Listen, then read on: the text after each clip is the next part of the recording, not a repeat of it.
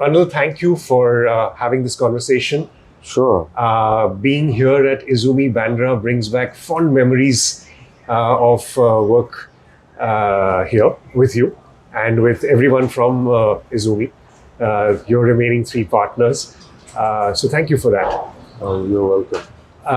Anytime. Congratulations on your book. Thank you so much. Thank you for your support. But before we get started about Izumi, which everyone is very curious about, I wanted to go back to two restaurants that you started earlier. One is Bagel Shop, and even before that, which not many people of this generation know, was Zenzi. And Zenzi was one wild trip. I mean, in more ways than one. So that was what, back in the 90s or early 2000s? Yeah, early 2000s, 2004, I think, Okay. specifically. Yeah. So what were you thinking when you started that? Because that became such a happening place that celebrities would wait. Sometimes, of course, those who were too uppity wouldn't. But even they would wait to get in line. How did that come about? Could you tell us a little bit about that? We actually didn't have many celebrities. Okay. Just had regular people that wanted to have a good time, wanted to, hang out with like-minded people. And we didn't really have that many celebrities. Okay. Zenzi was that kind of place. It didn't discriminate this way or that way. And yeah, So it was it fueled was by an 8-year party. And, fueled by liquor and music. yeah, I would think so. Yeah, if you had to bring it to that one, to specifically that, there was liquor and there was great music. Yeah. There were great people, and we did lots of stuff that had not been done before, and culturally and otherwise. So yeah, it was a great time. It was a moment. Yeah. One long party, 8 years Yeah. was one long party. But what was very interesting about that is you had the right mix of partners. How did that come about? Oh, that's a long story. So before Zenzi, I had a textile company, and two of my partners in that were interested to do something in Bombay, and so were we. I mean, everybody has this romantic Yeah. dream or something like that to open a restaurant. It was initially not conceived as the kind of place it turned into. It was going to be a restaurant mostly. And they brought on board the Shahaf and Matan. Yeah. Shahaf was the chef, Yeah. and Matan was a partner, and not only managed the place, he was the face of Zenzi. And yeah, so the Dutch brought with them the party, Okay. as you can well imagine. Oh, yeah. I remember that. And yeah, we just had a great time with them. Everyone wanted to be your friend. Everyone wanted to be Matan's friend at that time and get into the door. I don't know if everyone wanted to be my friend. They wanted to be Matan's friend for sure. But it wasn't that kind of a place. It had no exclusivity. There Yeah. was no real door policy of any sort. You came as you are, and that is it. And from a business point of view, would you? I mean, it seemed to be very successful from the outside. How was it for you as a business experience? We didn't always make money. Okay. But what was important, we did. I'm not saying no. But it wasn't as, we didn't get absurdly rich. Sure. Sure. But we just had a great time doing what we did. The music, the other experimental stuff, the art, it was all, it was great. Yeah. And the more we experimented, the more people seemed to want to come in, I think it was that particular time in Bandra at that time where there were lots of young people that had moved Yes. from various parts of the country and young creative, people. Yes. And they found a home in Zenzi, and that was it. It enabled us to do what we did. Yes. And why did that party stop? Oh, that's another shameful story. Shameful. I think. I not mean, look, necessarily, we ran into some licensing issues. There was a guy upstairs that, had some problems. And I'm not going to get into that Yeah, no, because absolutely that's very So complicated. it was a licensing and- related issue, you would say, or neighbor related issue, you would say? No, not really. But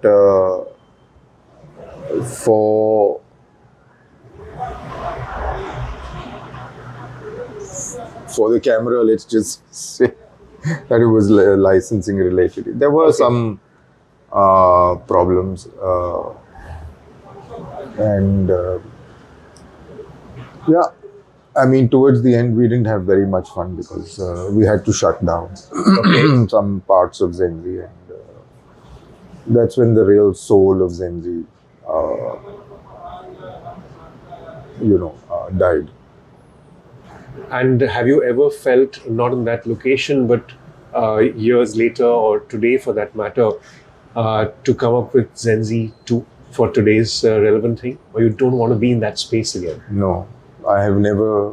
I mean, you think of the days, the Zenzi days, but I would never do it again.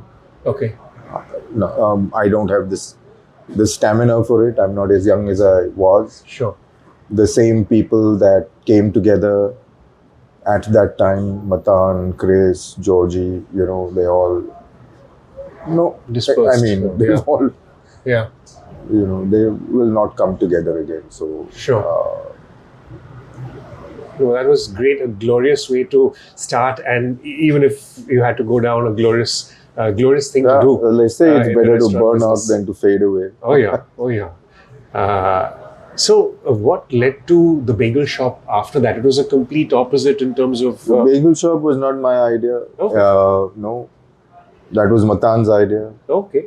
and he asked me if I had a certain amount of money, and I said, yeah. Well, why? And he says, let's start a breakfast place, all day breakfast. Let's start a bagel shop. And I was like, what? Who even knows what Yeah. bagel?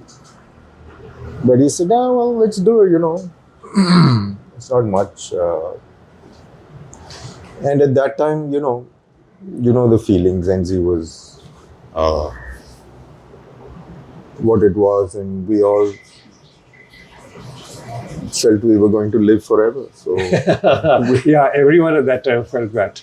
so yeah, we did it, and it's still going. Yeah, It's pretty much of an institution now, sure. and yeah, that's it. Okay. So then the third one comes about, Izumi. And that's a completely different kind of restaurant with a completely different attitude, completely different guests. How did that come about?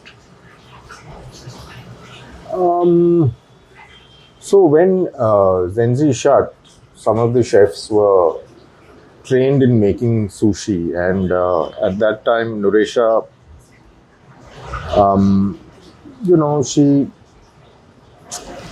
She was already doing a lot of Pan Asian catering at that time. no, Oh, she that was wasn't not- really doing very much. Okay. But Ilhan was that's my son. Yes. We had, he was becoming bigger and more and easier to manage. Yeah. So I kind of suggested that maybe she take on those chefs and do something with them. And she took them on, and she created a brand called Sushi Koi, Yes. which is a sushi delivery service. Yes. And she built that all by herself. Okay. And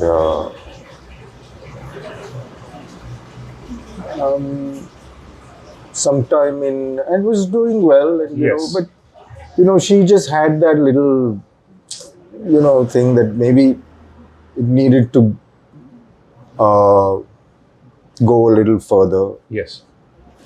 because there was X amount of business that she was doing, and it wasn't really Yeah. so she came up with the idea that maybe she needed to authenticate the whole thing Yes. and have a real story behind her. Yes. And that's when we decided. She said, let's go to let's go to Japan. Yeah. Not me, but her. Yeah. And we looked for a school, hit upon the best school in Japan, the Tokyo Sushi Academy. Sure. And she must have been around 46, went off to a strange, well, at that time, what seemed like a strange country. Yeah. And studied, worked, gathered all that experience, came back.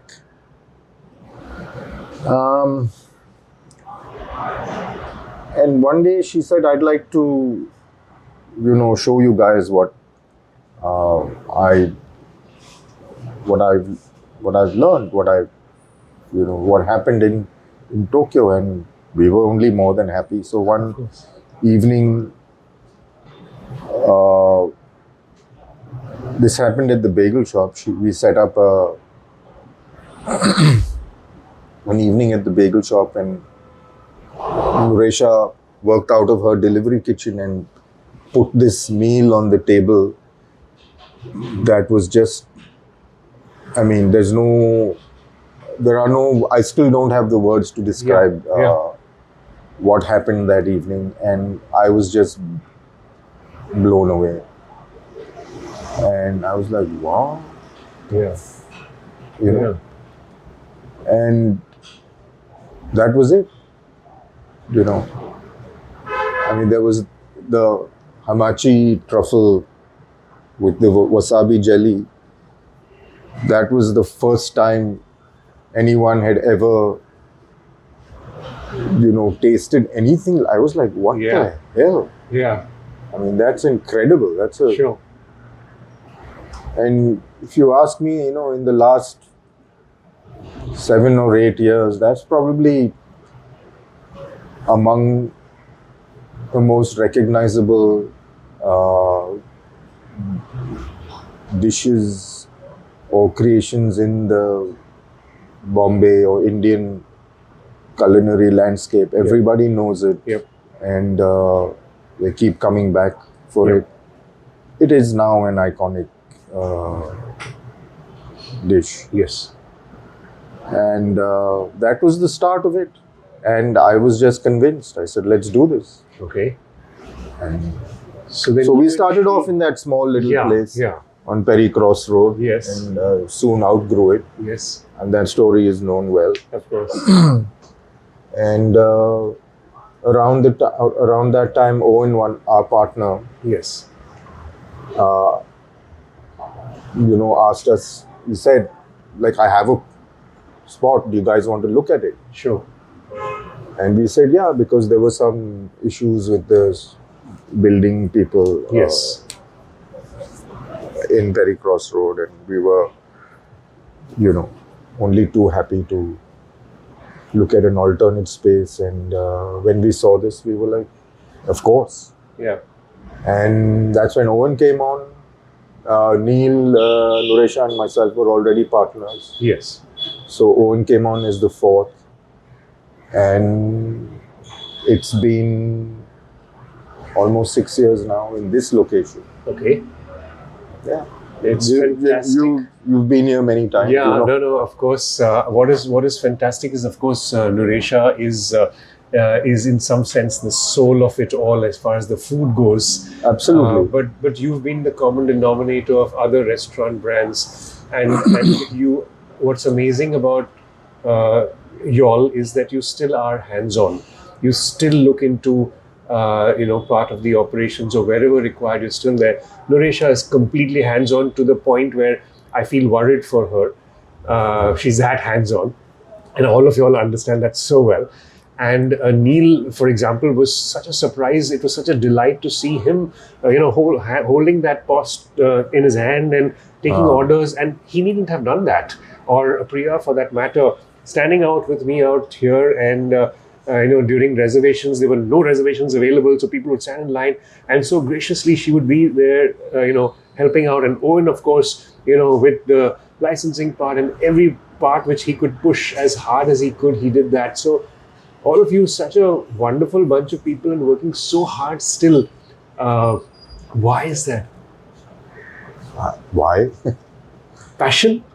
Well, so right now it's mostly Nuresha and me Yes. that are the working partners, so to speak. Neil and Owen have other things to do. Yes. But right in the beginning, they all pitched in.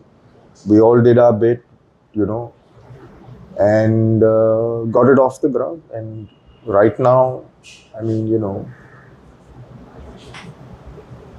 Nuresha is she does the heavy lifting, let's say. Yes. I mean, I handle other parts of the business, Sure.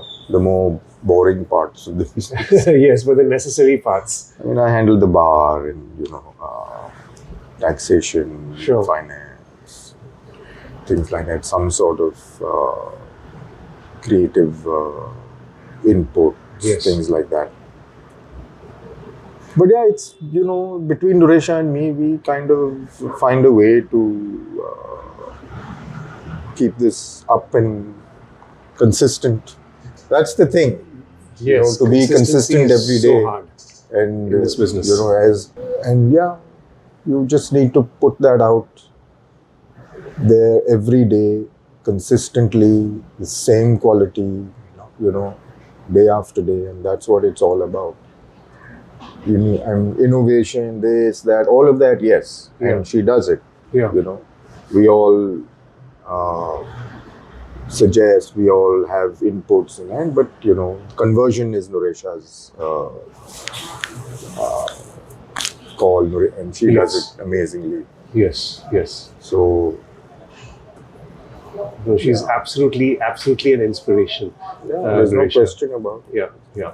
And as if you didn't have your hands full enough with this already, you took on a new place in Goa. How were you able to manage when there are two of you handling the operations? How were you able? What led you to scale to Goa? I think Goa sort of became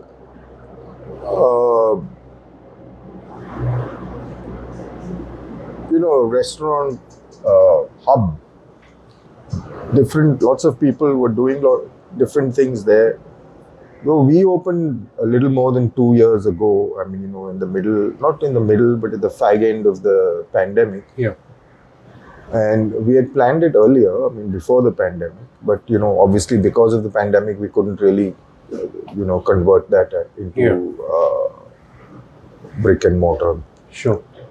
So, and there were amazing things happening in Goa as far as the food, the culinary scene goes. Yeah. And we got in there, and apart from the romantic side of doing something in Goa, Yeah. let me tell you, it's not as romantic as you Yeah. might want to think. Yeah. But Goa has its own challenges. It has its own joys. It has its own, good times, as everyone knows. Yeah. So, yeah, I mean, this is a very busy restaurant. Yes. Bombay. Goa is a different vibe altogether. We felt that, a bar, a bigger bar, more Yes. stronger, more innovative bar program would be better and more suited to that. And Sure. it does, it is. So, and we found a great spot. Yes, I have. And we had good people that helped us to start Izumi. I must mention Karthik Okay. at this point of time. Okay. And, What kind of role does he play, and where is it specifically for Goa? Karthik is no longer with us. Okay. But he did help us and came on board, worked with us for almost a year, Okay. helped to get it off the ground, and worked with us very closely. Yeah, you need good people at the end of the day to execute your vision. Yeah. So now, we shuttle up and between Goa and Bombay. Nuresha goes, I go. I try and spend some time there, just, And do you have other partners there, or it's the four of you? No, we don't have other partners there. It's Okay. just the same company, the same partners. Okay. So, I think it's phenomenal that you all have reached the top 50. Or I know that you're not one for numbers, that you don't want to be rated, but that's how people see you. You've really, made a mark on the culinary circuit of Mumbai with Izumi. What's the plan for your company, for Moonshine, to go forward? Anything that you'd like to share? I mean, there's always plans, and we're always looking at, let's do this or let's do that. But there are some things on the, Burner, yeah? on the burner, Yeah. and I'm not really free to say that right now. Fair enough. Not free to talk about it right now. Yes. But as and when it becomes a reality, I'm sure everyone will know, Yes. and we'll be happy to talk about it. So, Okay. I mean, there's always things happening. There's always, talk happening. Let's do this, let's do that. Yes. And there are things happening. And when they happen, you will We'll know. know. Undoubtedly. So, Anil, it's been a pleasure. Thank you. Thank you so much for your time. You're welcome. And good luck with the book. Thank you. And, I must thank you. You were with us here when we started this specific spot. Yeah. And we had a great time working with you. It was just, it was great. Thanks for that hand holding right in the beginning. Very grateful for you allowing me into your business, and very grateful for your support throughout for so many years. I got to know everyone at Izumi through you. You were the first one I actually knew from a long time back, and we had so many conversations. So it's always been wonderful to stay in touch, and this exchange of thoughts, I hope it keeps happening. Thank you for your appreciation and acknowledgement. Absolutely. Good luck. Thanks. And yeah, that's it. Thanks.